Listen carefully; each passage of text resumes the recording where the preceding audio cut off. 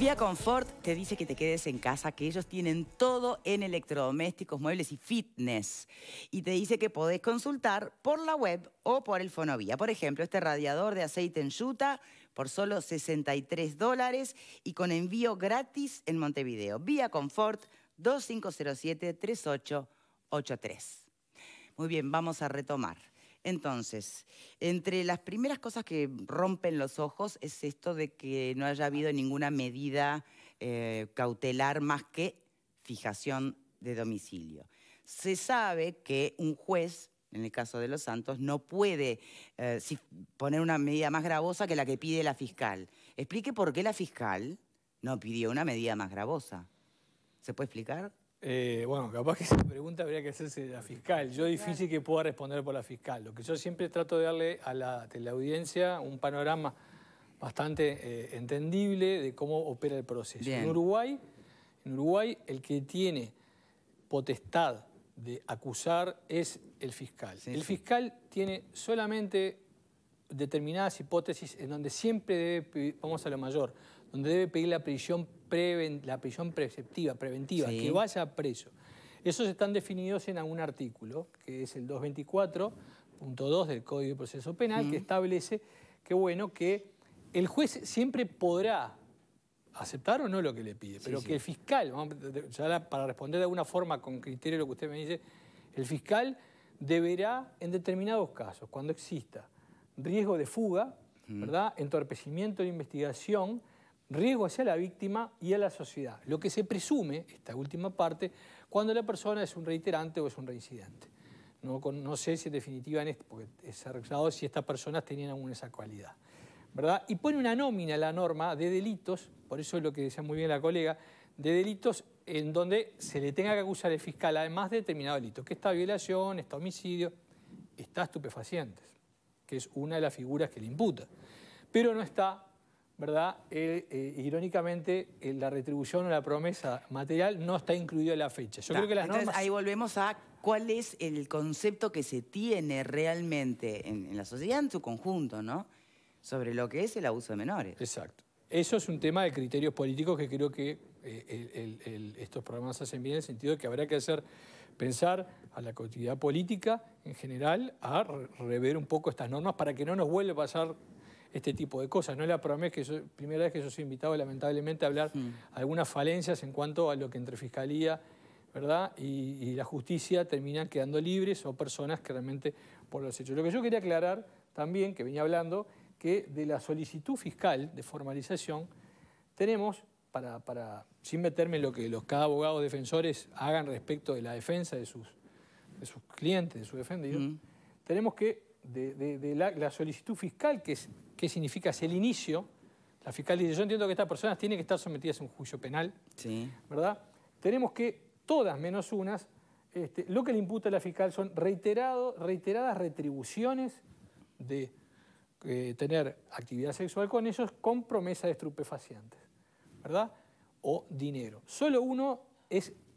Todos son reiterados delitos de retribución. O sea que de la prueba que en principio tiene el fiscal, la mayoría de las personas imputadas ya tiene la prueba, por lo menos a su criterio, ¿verdad?, el fiscal, de que ya hubo reiteradas conductas de vínculo con esas menores. Por eso Durán, en su caso puntual de su cliente, dice que eso lo va a rebatir, digamos. Solo una es una promesa. Hay solo uno que se habla de promesa. Los demás, el fiscal entendió de que habría pruebas suficientes y sobradas, ¿verdad?, para proceder a formalizar. Bien. Entonces, por aquí. Es un punto bien importante, ¿no? Porque, bueno, una cosa es compartir o dar entradas y otra cosa es compartir estupefacientes. Y aquí queda bastante claro en uno de los casos, en el caso al que se refería Durán, que habla de reiterados delitos de retribución con reiteración real de reiterados delitos de suministro de estupefacientes. Creo que son cosas, bueno, bastante complejas. Habrá que ver qué códigos manejan determinadas personas, pero... Capaz que sería bueno aclarar también a la teleaudiencia de qué estamos hablando, aunque muchos colegas seguramente ya lo manejen. El delito habla de retribución, no es solamente económica, habla de otra naturaleza, ¿verdad? Claramente dice, el que pagare o prometiere pagar o dar una ventaja económica o de otra naturaleza. O sea, como por ejemplo marihuana. Marihuana, ahí ya caemos en doble. La menciono porque ahí caemos en una promesa, ¿no? por una promesa por el delito ¿verdad? De retribución de promesa adolescentes, pero también porque alguien está manejando estupefacientes, que es otro delito más que también se lo atribuyen, ¿verdad? Y lo está ofreciendo. O sea, ahí tenemos más de una figura delictiva. Lo que sí tiene que quedar claro y quedará sujeto a lo que después se determine a lo largo del proceso penal, si evidentemente esa ventaja que le da económica, ¿verdad? Es muy sutil, ¿no? Si esa ventaja económica que le propone alguno de los imputados era una mera liberalidad que nada tenía que ver con este delito. O sea, acá deberá probarse. Hoy por hoy están los elementos dados para decir, le imputaron correctamente, ¿verdad?, la formalización por un delito de promesa o retribución. No le dio plata, pero le prometió, por lo que dice acá aparentemente la acusación fiscal, ofrecimiento de estupefaciente. Podrá rebatirse con la prueba, pero hoy por hoy es lo que tenemos todos a la vista. Y a eso tenemos que ceñirnos. Bien, Pepe. Sí, no voy a entrar en aspectos legales porque ha quedado muy claro lo que han dicho los abogados aquí. Sí, en el terreno periodístico, porque el doctor Durán hacía una mención que me parece que hay que puntualizar. Por supuesto que es un titular de prensa que 5 personas hayan sido imputadas por este tipo de delitos. Claro que lo es. Lo insólito sería que no lo fuese. Y obviamente sería lo mismo si fuesen 5 carpinteros, pero cobra mayor fuerza aún la noticia por el aspecto público que tienen algunos de los imputados. Aclarado eso y con el aprecio que le tengo a Ignacio Durán, pero me parece que no cabe preguntarse por qué esto es un titular de prensa. Es obvio que es un titular de prensa. Ojalá no lo fuese, pero porque no hubiese ocurrido. En segundo lugar, me parece que la pregunta fundamental la planteaste tú al comienzo, en el primer bloque, cuando dijiste qué mirada tiene la sociedad con respecto a estos delitos. Eso me parece fundamental. Y me preocupa porque si hay miradas que piensan esto no es un titular de prensa, otras como la que escuché, por ejemplo, hoy en una emisora donde alguien decía, pero ¿no se podrá atenuar el delito porque alguna de estas menores podría haber llegado a amenazar de utilizar el material ese como chantaje? Bueno, ya creo que incluso uno de los imputados ya está manejando eso, ¿no? Bueno, y si una fiscal... Pero hubo un delito anterior, habrá 2 delitos independientes, cruzados. Esas miradas sí me preocupan. Esas miradas sí me preocupan, de operadores de la justicia, de comunicadores, de abogados. Esa mirada es preocupante. Pero además se vuelven a deslizar algunos errores, que no sé si a esta altura del partido son errores, cuando una vez más se introduce en la nota que tú hacías a Durán, apareció esa imagen, ¿no? Bueno, tenía 16, pero aparece como de 19. Su aspecto físico era como de 19. Bueno, pero ahí mismo Durán dice, eso no es un eximiente y mi cliente lo sabe. Pero eso está basado en esa cuestión que públicamente todos conocemos que existe, y otra vez se escuchó aquel argumento de no sabía. Entonces uno realmente cuando ve cómo se configuran estas personas, que no son los primeros ni serán los últimos acusados de este tipo de delitos, es realmente creíble que una persona que trabajó como juez de menores hasta no hace mucho tiempo no sepa, no se le ocurra preguntar, no se le ocurra dudar. Un docente de física que está en contacto actualmente con alumnos que debe tener muy claro de qué estamos hablando. Un empresario de la noche que con un ojo solo, creo que ya a esta altura del partido sabe quién es. El docente fue desvinculado, ¿no? Bueno, por la sí, institución. debería haber sido desvinculado desde el punto de vista judicial, ¿no? Pero ahí hay un tema, ¿ves? ¿Por qué la fiscal no introdujo en las peticiones lo que podía, y era invocar el artículo 79 de la Ley de Violencia de Género, que justamente hace que estas personas, cuando son formalizadas, más allá de lo que después resuelve la justicia, ipso facto dejan de poder tener contacto, ¿no? No, vamos a... Perdón, la fiscal lo pide. Sí, la jueza no lo autoriza. Entonces, hasta ahí vemos la debilidad de nuestro sistema. Una jueza que tiene mujer, que tener, además, en definitiva, a proteger a los menores. Fíjate que tuvo que ser la propia institución educativa que desvincula a la persona, ¿no? Sí. Lo que pasa es que llama poderosamente la atención que la fiscal no haya solicitado por lo menos prisión domiciliaria. Estamos hablando de que es una medida cautelar que se dan en otros procesos de formalización por delitos menores o por delitos donde de pronto quizás el fiscal no tiene todavía la semiplena prueba como para solicitarlo. Y acá estamos hablando de que en principio, porque todavía no son culpables, recién comenzó el juicio, por supuesto, hay chat que tiene la Fiscalía donde comprueban, salvo el imputado que está defendiendo Durán, que aceptan que ya en alguna oportunidad pagaron por servicios sexuales, pero no sabían que eran menores, pero que ya lo pagaron.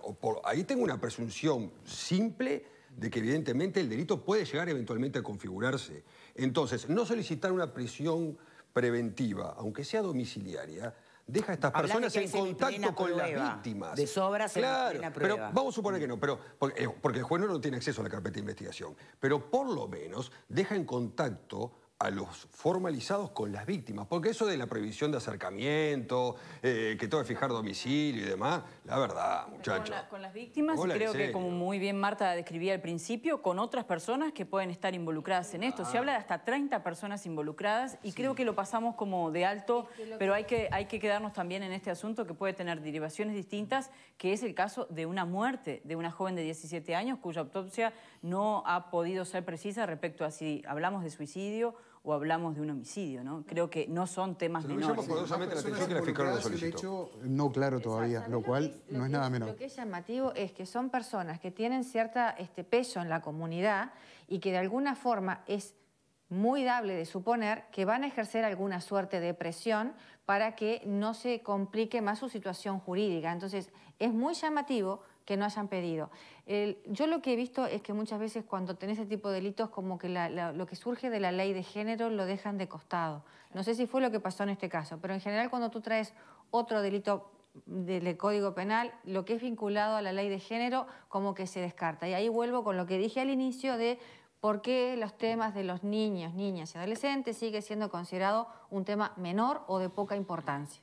Yo sintéticamente voy a complementar lo que dicen los demás panelistas. Y no hablando de este caso, yéndome a un caso anterior, hace varios años atrás, que ustedes también me invitaron a hablar al respecto. Era un caso de un hombre que se le acusaba, se le formalizaba por abusar sexualmente de 2 hijastras en el departamento de Rocha y que se le estaba dando prisión domiciliaria y que se le iba a monitorear, en todo caso, con un sistema que él mismo lo ponía. Luego que terminó este programa, no digo que tengamos un nivel o que tenga un nivel tan grande como para poder cambiar eso. ¿Nuestro rating? Sí, no lo dude. Yo trato de ser humilde.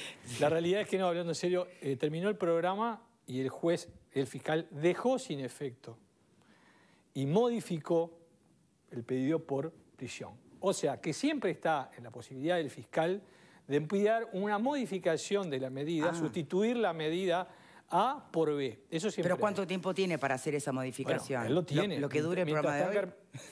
No puede ser así, ¿no? Lo que creo es que deberá acreditar primero de que se dan todos los elementos que lo obligan a él. La otra puede proponerlo. Él, por lo visto, si no pidió esa medida de prisión preventiva es porque entendió que con la norma que vuelva a lo mismo. Echa la ley, echa la trampa, disculpen, aquí está. Esta norma tiene que ser modificada. Porque con que sola tenga la posibilidad un fiscal, no estoy hablando de honestidad o de deshonestidad, de no mandar preso a una persona, no mandar en prisión preventiva, ya está dando la chance que salve la arbitrariedad. Entonces lo primero que se debe hacer es modificar esta norma, este criterio. Y en la nómina de delitos que se prevé de que el fiscal estaría obligado, hay que poner este también. Puede ser que el hecho de que muchos no tuvieran la condición de ser, mejor dicho, que muchos fueran primarios, capaz que también eso pudo pesar, yo supongo, a la hora del juez aceptar todas algunas de las medidas. Pero déjeme hacer un pequeño último recuerdo. Cuando usted decía, Rodríguez, el tema de que muchas veces llamaba la atención como un juez, menores, estaba vinculado a ese tema. Ese persona imputada me merece el mayor de los respetos y no puedo decir si hay una brutalidad, si digo si es responsable antes de ni siquiera que se inicie el juicio. Lo que recuerdo sí que mucha gente vinculada a estos temas de defensa de los niños después terminaron siendo presos por años por temas justamente de abusos sexuales. Había uno de los mayores psicólogos que yo tuve como referente, argentino, que fue el creador de la legislación argentina en materia de menores, asesor de Naciones Unidas, asesor de la OEA, colaboró con los proyectos de toda América Latina en cuanto a legislación y protección de derechos sexuales y físicos de los menores. ¿Qué me va a contar? Fue preso por integrar una red de pedastras y abuso sexual en la Argentina recientemente, ya hace poco tiempo. Entonces, no, digo, a mí yo no podía creerlo. Asesor a nivel de las organizaciones internacionales, organismos internacionales de legislación, esa persona fue sindicada. Por lo tanto, no nos puede extrañar que estas cosas pasen. ¿Cómo funciona la mente humana, Dios mío? El nivel de perversidad que puede llegar, desarrollar toda esa pantalla, capaz que desde un lugar de tu cerebro, con la mejor intención y la convicción, y en otro lado, desconociendo la otra mitad, sos un pedófilo. Es de locos. No, la educación, por ejemplo, que también ahí vi que lo pedía la fiscal, no es una excepción, en donde también puedan encontrarse personas que se acercan o cumplen esa función, ¿verdad?, para estar en contacto con los menores. Y de ahí que traigo otro tema anterior, no tiene nada que ver la ley de urgente consideración, pero yo lo que creo bueno y saludable que vi en esta oportunidad es que el famoso registro de violadores por fin quizás se cristalice en este país. ¿Incluye abuso de menores? Sí, claro. Bien. Sí, obvio. Ahora, en ese sentido me gustaría hacer una consulta al abogado. ¿Es posible que la visualización de estas personas públicamente vinculadas a estos casos desencadene otros casos teniendo en cuenta este perfil que usted puede manejar y, bueno, dónde se movían estas personas? Hablamos nada más y nada menos de un juez de menores y de docentes, ¿no? Sí, yo creo que la investigación, como bien dijeron, recién comenzaba. Digo, es muy prematuro. Más allá de lo que se filtra a través de la prensa, emitir un juicio a favor o en contra, lo que sí creo que a veces uno dice, ¿por qué había un docente, verdad, en un colegio público o institución, institución pública o privada, que tenía antecedentes penales por abuso, verdad, que se sabía, por lo menos, y que evidentemente seguía ejerciendo? ¿Qué estamos fallando? ¿En qué fallamos nosotros en la protección? Bueno, porque nunca se creó registro. Entonces, la realidad es que si yo no tengo la posibilidad de consultar si Duagón, si él está en un registro, la persona va a seguir, porque muchos se llaman operadores sexuales. Muchas de esas personas, ¿verdad?, van a hacer hasta lo imposible acercarse a esos entornos con los niños y los adolescentes para tratar de tener, ¿verdad? Bien. Y abusar de eso. Permítanme ampliar un poco más la mirada sobre el caso, porque si nos queda... Digo, una cosa es, por supuesto, hincar el diente y concentrarse en los imputados, eventualmente, y lo que dictamine la justicia con respecto a la conducta de los que hoy están en el caso. Pero si miramos con más amplitud, hay que preguntarse muchas cosas. Desde qué pasaba con los padres o los tutores de estas menores, por qué estas menores entendían o preferían dedicarse al trabajo sexual que a otra cosa. O sea, eso implica realmente hacer miradas mucho más profundas que interpelan al sistema todo, ¿no? No solamente a la patología o a la maldad o al cerebro pervertido de quienes contratan los servicios. No sé qué les parece. Sí, claro. Hoy hablábamos informalmente con la doctora Valfrede con respecto a este tema y sin intentar criminalizar la pobreza, es uno de los temas sin duda que hay que tener sobre la mesa. Es decir, qué pasa con el padre de esta... Digo lo del padre porque siempre se pregunta por la madre, ¿no? Sí. Por los padres, si querés, de algunas de estas menores con respecto a, bueno, sus salidas, su manejo de dinero, porque obviamente se les estaba dando una retribución a cambio. Pero además también el otro tema que vos planteás en cuanto a... Bueno, estamos hablando de una ciudad del interior, en este caso particularmente podría ser Maldonado, y el tema de las posibilidades desde el punto de vista laboral no es un tema para nada menor y sí para tener en cuenta. Desde las tantas puntas que sin duda esta madeja está empezando a mostrar, ¿no? Hablando de tutelar, también le ha pasado al Estado, ¿no? Sí, claro. Personas adolescentes y menores bajo la tutela del INAU. Y hasta con funcionarios del INAU. Es decir, creo que tiene muchas miradas este tema, ¿no? Nosotros, lamentablemente, hoy este tema toma estado público. Sí. O sea, como dice la Constitución de la República, las personas imputadas tienen el beneficio de la presunción de inocencia, pero yo quiero dejar un poco de este lado y decirle que están en los servicios, ¿verdad?, que trabajamos con adolescentes y con niños, lamentablemente, es moneda corriente. Es muy común. Hoy esto toma noticia por todas las particularidades, pero es un hecho muy frecuente, ¿verdad? Nosotros estamos viendo a nivel de las estadísticas que proporciona INAU y otras organizaciones, recién la punta del iceberg. sea, cuando ustedes creen que hay 10 personas que padecen abuso sexual, ¿verdad? O explotación sexual, les puedo asegurar que las cifras no es ni el 10% de lo que pasa en este Uruguay. Es un gran debe que tenemos, ¿verdad?, en tratar de abordar con seriedad este tema. Y hay una discusión que parece todavía insistir y persistir debajo de lo que pueden llegar a ser las decisiones que dictan decretos o leyes. Mensajes como, estas chicas, estas gurisas vuelan, ¿no? O ellas mismas, bueno, en ese sentido, ¿no? Como que ellas mismas son las que se dicen mayores, ellas mismas parecen de más edad, ellas mismas eligen. Bueno, se ve que hay una discusión de fondo que todavía no está saldada, ¿no? Porque si no, este tipo de comentarios pero no estarían apareciendo. las normas son claras. A ver, las normas son claras. Yo no puedo decir, ni siquiera el abogado defensor se animó a mantener, a esgrimir una defensa de ese tipo. Yo no debo poner a las víctimas, que son los adolescentes, en la situación de los victimarios y viceversa, ¿verdad?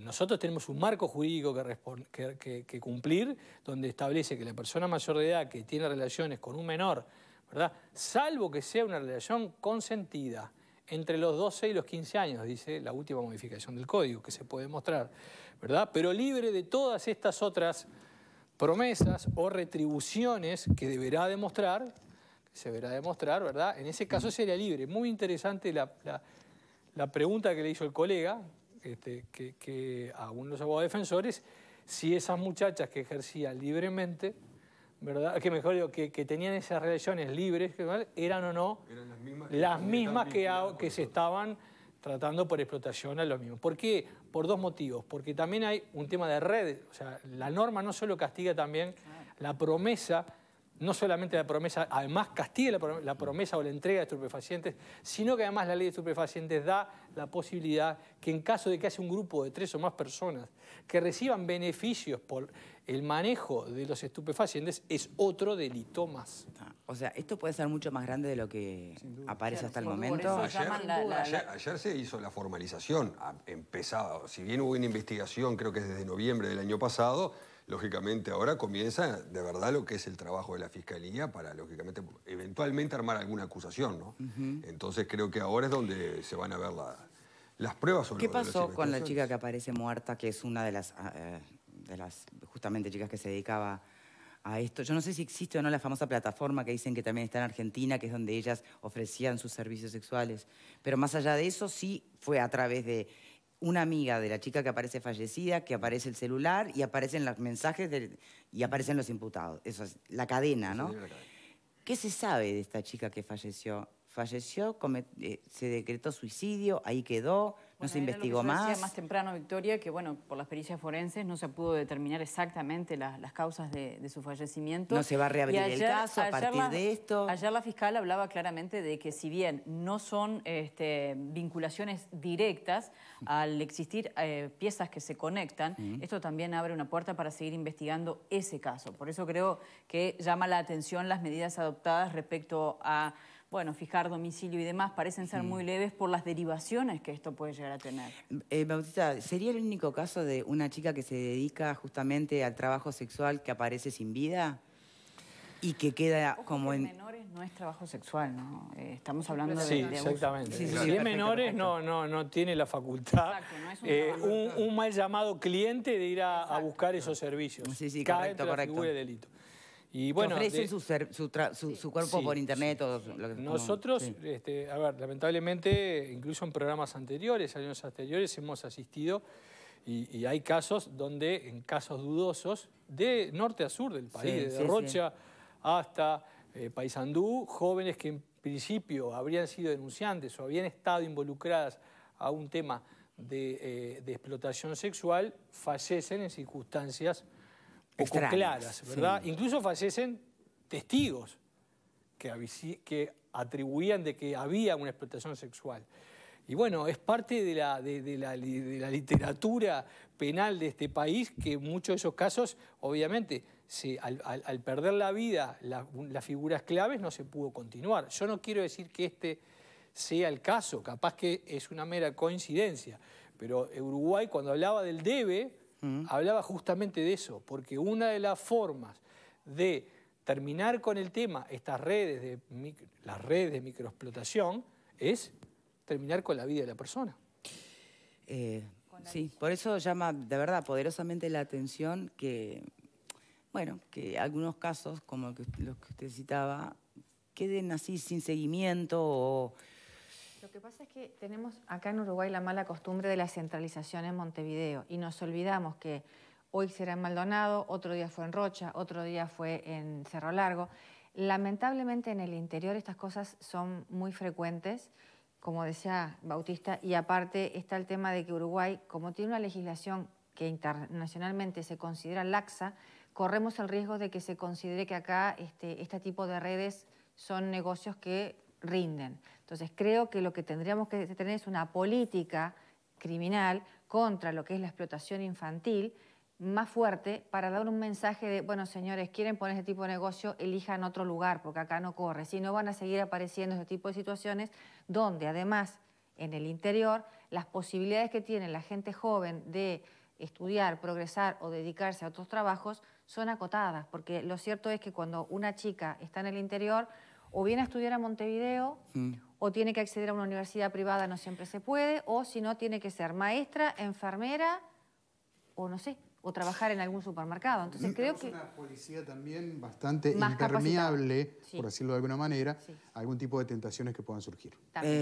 Mensajes. ¿Y los padres de las menores qué hacían? ¿No controlaban dónde iban sus hijas? Con esto no estoy defendiendo a estos hombres, simplemente me pregunto si no tenían una familia. Hay veces que estos niños, cuando tienen 10, 11 años, que se ha dado los casos, son obligados a prostituirse por sus propios padres. Otro mensaje. No puedo creer que se insista con estigmatizar a la pobreza. Creo que va para vos, Pepe, por algo que dijiste, pero no sé si te entendieron, porque no, dice, las mujeres no se prostituyen por ser pobres, dice por aquí. No, yo aclaré. Por eso te digo, repetí. No, confusión. Bien. No, y además este tipo de situación no se da solo en la pobreza. Claro. No tiene que ver solo con el dinero. Creo que muchas veces tiene que ver también con la autoestima, con el lugar que se le da a estas adolescentes, con la educación que estamos dando respecto a el cuerpo, el valor de ser dueño de su destino en el mejor sentido y no en el peor. Son muchos factores, ¿no? Recuerdo no hace unos años articulamos con el jefe de policía de Maldonado, casualmente es un mismo departamento, ¿no? Que es uno de los más donde más hay denuncias e indicadores de ello, que mandamos en corto tiempo a una madre y a una tía que explotaban sexualmente a su hija y a su sobrina y le hacían los giros por Rerávita. O sea, tenían ya hasta todo el producto. Fueron presos profesores, fueron presos funcionarios, fueron presos un montón de cosas, casi 18 personas en aquel entonces. Por lo tanto, lo que le quiero decir que es cierto, no es un tema que sea ni económico, pero es una realidad que a veces los uruguayos miramos para el costado. Y al punto de que a veces, como le estoy diciendo ya hace un par de años, la propia madre y la tía ya tenían hasta el sistema armado. Me hacías el giro y yo lo retiraba por hábitat. O sea, hasta cobraban por hábitat la explotación sexual de sus hijos. Es realmente increíble. Entonces, si nosotros en definitiva nos quedamos en este caso, pueden ser culpables o inocentes, pero no hincamos a perseguir con seriedad este tipo de hechos y a modificar las normas para tratar de ser más rigurosos, perdónenme, me van a tener que imitar 50.000 veces, ¿verdad? La mayoría no lo vamos a ver, yo les estoy, salvo que sea un tema que salte a la prensa, pero si no lo ven, yo les digo que lamentablemente en materia de defensa de menores, ¿verdad?, es muy común el tema del abuso y la explotación.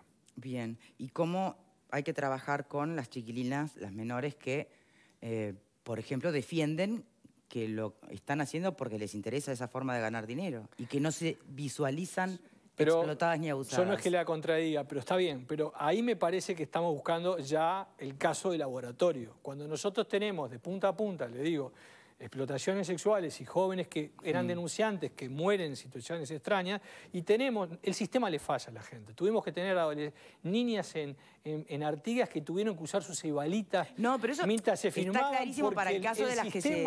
Claro, Bautista. Todos, incluso el sistema, no le dábamos respuesta. No, está clarísimo. O sea, eso es una verdad absoluta. Pero hay también un porcentaje de chicas que no se visualizan explotadas. Bueno, ¿cómo se trabaja con ellas? Y son menores. Sin duda hay que trabajar. Hay programas tanto en INAU, sobre todo, programa Travesía y otros programas que trabajan en eso y que tienen que continuar trabajando. Lo que le digo que esto es uno de los delitos más complejos de la sociedad, porque acá se involucra drogas, ¿verdad?, favores sexuales, muchas veces funcionarios vinculados al Ministerio del Interior, que también, ¿verdad?, o de otros organismos que están. Entonces, evidentemente, si uno no tiene un sistema muy claro y muy aceitado, va a estar muy complicado atacar. La tecnología que, más allá del rol que haya cumplido concretamente en este caso, da la sensación que si bien es un arma, bueno, que agiliza determinados procesos, también podría ser una buena base para la investigación. Cualquiera se puede poner a investigar allí como infiltrado situaciones de este tipo. Eso no se hace aquí en nuestro país. Siempre se trabaja sobre denuncias concretas, se va detrás de eso. ¿No hay trabajo de inteligencia en este tipo de delitos? Bueno, hay una división de delitos informáticos que evidentemente uno va y denuncia y puede denunciar varias cosas vinculadas al delito informático. No es que me están robando la propiedad intelectual, ¿verdad? Que se utilizan, por ejemplo, las redes informáticas para cometer otros delitos como pueden ser, en este caso, la explotación sexual. Permítanme una aclaración, porque acá hay una tal Rosa Mendieta escribiendo en la página del programa que dice: La Rodríguez está culpando a los adolescentes y a los padres para que los imputados no sean culpables, no se puede creer. Claro, son personas del JAI. No, señora Mendieta, está haciendo usted una acusación absolutamente falsa. Leí mensajes de la página que preguntaban por los padres y además me cabe la responsabilidad también de plantear el tema. En ningún momento eso es para defender a los que están hoy imputados. A ver si nos ubicamos un poquito y somos un poquito más respetuosos, ¿no?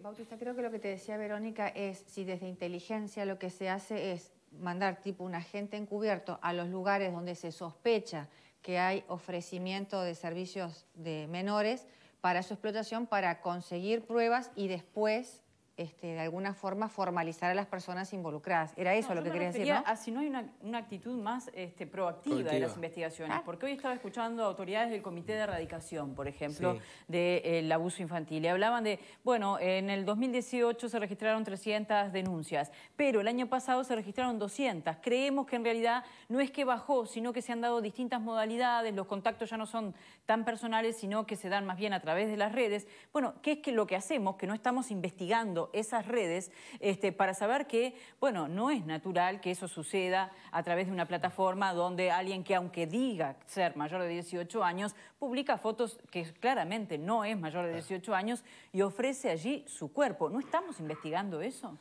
Volvemos un poquito a lo que hablamos al comienzo. La complejidad, esto no es un delito individual, acá son organizaciones muchas veces las que están detrás. Nosotros tenemos un sistema en términos generales que la acusación y la investigación, ¿se acuerdan del sistema, el sistema Guardián, etcétera? Sí. Todo eso se tiene que hacer a través de un pedido fiscal. Con orden del juez. Exactamente, con un pedido fiscal y orden del juez. No es tan fácil, en definitiva, en nuestro sistema. No se puede... Y en este delito las denuncias son mucho más difíciles que se puedan dar por todo el entorno que existe, ¿verdad? Puede ser que sí Sí. Hace 13 años, después de haber hablado varias veces con un ministro de una iglesia evangélica que me había proporcionado una denuncia, yo viajé a Paysandú. Realicé un informe, perdón que me esté citando, pero lo digo porque tiene relación con lo que dice Bautista y con lo que plantea Verónica. Logré hablar con varias menores que estaban involucradas en una trata de menores, en una red de abuso sexual. Lamentablemente yo me referí en ese momento como prostitución de menores, que era el término que habitualmente utilizábamos equivocadamente fue cambiando. Los periodistas en ese momento. Pero lo digo porque lo aclaro, porque si está en internet y alguien lo quiere ver, va a encontrar esa pequeña salvedad. Yo nunca vi gente tan poco libre, por decirlo de alguna manera, sin creyendo ser libre. Creyendo quizás ser libre, claro, para lo que les estaba pasando. Vi mucho dolor. Posteriormente, y gracias a ese ministerio evangélico que había formulado la denuncia y a que tuvo una repercusión nacional el informe, se llevó a cabo una importante operación en Paysandú y se detectaron a varias personas que trabajaban no solamente desde el lado de Paysandú, sino también desde Colón, porque es lo que tiene el tema de los departamentos fronterizos, y se desbarató. Eso que te estoy contando ocurrió, yo dije 13 años, capaz que me quedo corto, capaz que fue un poquito más. Bien, en su experiencia, y perdone que vuelva sobre un punto, porque también veo muchos mensajes que van en esa línea y tiene validez, tiene lógica. En otros casos similares, donde se le imputa a personas el delito de abuso, de retribución o promesa de retribución dentro de lo que es el abuso sexual de menores, explotación sexual, ¿el antecedente cuál es? ¿Que se les fija domicilio antes del juicio o la preventiva o la prisión domiciliaria? A ver, nosotros, yo en mi caso trabajo para servicios que defienden a las víctimas. Nosotros somos los que vamos al fiscal a presentarle la denuncia. Yo no defiendo, no te puedo hacer una estadística porque estoy del otro lado del mostrador. Sí. Soy el que pido y denuncio, no el que defiendo. Por lo capaz tanto, que entonces me la puede contestar. Ahora, no sé, en tu experiencia penal. Yo jamás defendí un delito de abuso sexual. Ya lo sé, la pregunta es la trayectoria. En este caso, la gravedad que tiene el asunto, digo, comparándolo con la gravedad de otros casos, indudablemente para mí era te dan una prisión. Nosotros en los casos, perdón que capaz que interrumpa, colega. En los casos que nosotros denunciamos este año nomás, varios casos que denunciamos y fueron a formalización, todos fueron con prisión. Recuerdo entre el año pasado y un ex policía que abusaba de sus 2 hijas, ¿verdad? No sé cuántas veces, le puedo decir más de 10. Todos los casos que tuvimos nosotros, articulamos con la fiscal, trabajamos ayudando a la fiscal, han terminado todos formalizados con prisión preventiva. No quiere decir que sean culpables. No, hay que... Sí, volvemos al punto. Formalizar es que se empiece el juicio. Capaz que si después se les encuentra inocentes... En los casos que a mí me tocó actuar como abogado de la madre denunciante de abuso de sus hijas, todos formalizados con prisión. Vuelvo a preguntar para cerrar, ¿por qué en este caso ninguno de los imputados o se pidió domiciliaria? Mínimo, ¿no? Por lo menos para esto. Dudo que esa pregunta a un colega se le pueda responder porque hay que hacerse al fiscal. Eso solamente la fiscal sabrá por qué lo pidió. Parecería de las pruebas que hay que tendría que haber pedido otra cosa, pero bueno, ella sabrá. Parecería ser que la fiscal entiende de que no hay riesgo para las víctimas del delito o que las personas que están formalizadas no van a intervenir en la nota riesgo de fuga. Dice, no se van a ir. Riesgo de fuga, que son primarios. Riesgo de fuga es uno. De malograr la prueba. Ser primario en algunos crímenes es... Pero, a ver, la prisión preventiva se puede solicitar por varias causas. Entre ellas está, en este caso en particular, que corre riesgo la víctima, ¿verdad? O que los formalizados puedan obstaculizar la investigación. Aclaro, muy bien lo que dice el colega y sumo. Actualmente, la solicitud de prisión preventiva, que es el artículo 224, creo, del Código de Procedimiento Penal, entre la nómina de delitos habla de violación, reitero, habla de homicidio, habla de estupefacientes, pero no habla de retribución económica, que para mí es un delito gravísimo y por lo tanto debería estar incluido en esta nómina. Bien, entonces ahí lo que queda es un frente de batalla interesante, lograr que se incluya el abuso sexual, la explotación sexual a menores en esta nómina. Para que no sea preceptivo de fiscal poder solicitarlo o no. Claro. Tiene que pedirlo perfecto. Bueno, Bautista Dogón, muchísimas gracias por habernos acompañado en el programa de hoy. Lamentamos que siempre que lo invitamos no son temas felices. No son temas felices. Lo que simplemente quería terminar finalizando es que en el programa no hicimos la mirada de los padres, que también la fiscal deberá citar, e indagar, a ver si evidentemente ellos también no integran de una forma u otra, ¿verdad? Y estaban en conocimiento, favorecían, o hasta, como dije yo un caso recientemente, se servían y cobraban ellos la plata. Eso, por supuesto que el fiscal tiene posibilidad tanto de cambiar y modificar la formalización, sustituirla por prisión preventiva, como también puede citar a nuevas personas y que entre esas pueden estar los familiares. Bien. Era eso. Muchas gracias entonces. Gracias a usted. Vamos a hacer la pausa y cuando regresemos cambiamos de tema. Hay diferencias internas importantes en uno de los artículos de la LUC, el que tiene que ver con penas a menores infractores. Así que lo hablamos a la vuelta.